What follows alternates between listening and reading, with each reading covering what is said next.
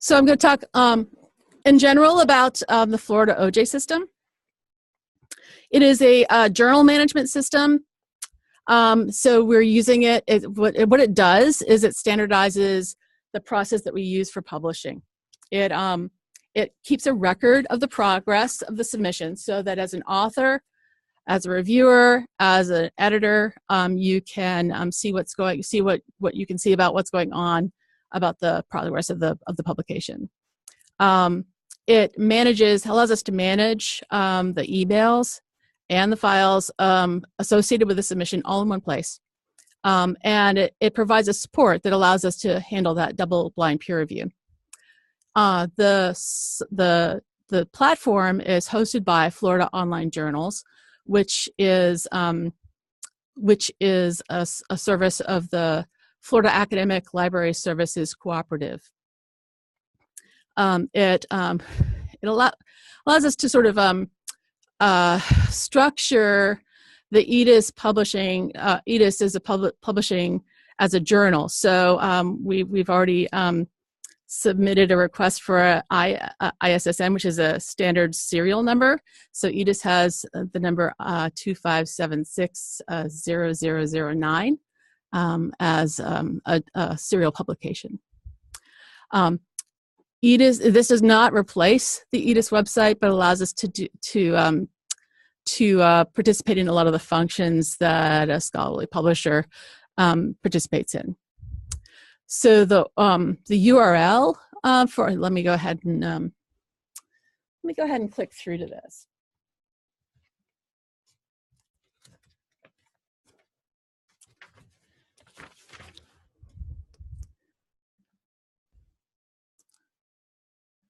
I'm going to share my screen to the Florida OJ page now. Here we go. And let me, let's see.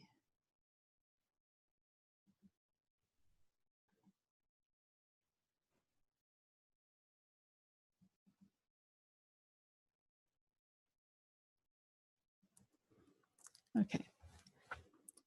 So, so you'll see that the URL is journals.fcla.edu. This used to be the FALSI is the organization that maintains the Florida Online Journals. This used to be the Florida Center for Library Automation. FALSI is the Florida Academic Library Services Cooperative that manages library services for the universities and colleges in Florida. As you can see, as I scroll down here, the journals are from both UF and universities all across Florida. So we start off with Holarctic Lepidoptera. Let's see, mouse. Is it allowing me to scroll? There we go. But then we'll have some from DLOS. Here is from that. I'm not sure. Yes, from the University of Florida. Florida Libraries. The OWL is from Florida State University. We have the Florida State Horticultural Society. We have a Broward County publication. Florida Atlantic University, and Florida Entomologist here. So for each of these, if you can see, most of these have past FEST articles. The Florida Entomologist goes all the way back to 1917, as well as current issues, and you can see you can subscribe through this site. But EDIS is not you will not find EDIS on this site. It's not published. We're using it only for our internal processes. So if we go back to the top of the page, let's see, long list. One of the things in the general navigation of this site, you have the Florida Online homepage, and then along the side there's some side navigation. You can log in as a user on the sides here, and you can also log in or register on the middle of the top navigation. That's to register with a journal. Okay, so on the login page, many of you already have a login password, but you can register with the site. Oh, let's see. It doesn't let you do that. Okay.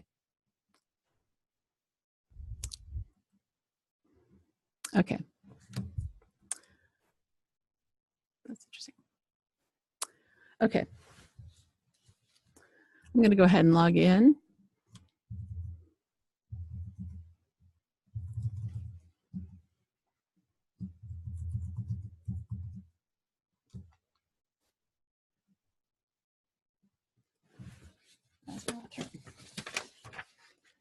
Okay.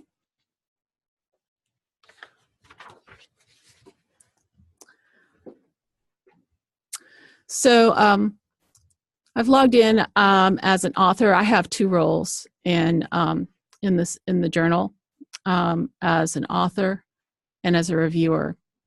There are several roles associated with. I'm going to see. EDIS Home. No, there we go. This is the announcements page on EDIS, and it will show you the departments that are in EDIS and who the section editors are for each of the departments. And it will give you the handouts for authors and reviewers. I'll also make the guidelines for EDIS authors available on there. I'm going to pop back over to the PowerPoint and give you the roles in OJS. Let's see. Here we go. Okay. So the journal manager in the system sets up and configures the system and manages user accounts. Each of the EDIS editors in ICS have a journal manager role, and I have a journal manager role. And then in the UF libraries, Suzanne Stapleton, who's the extension librarian, and Christy Shorey, who's the institutional repository librarian, also have a journal manager role and can provide support for EDIS OJS.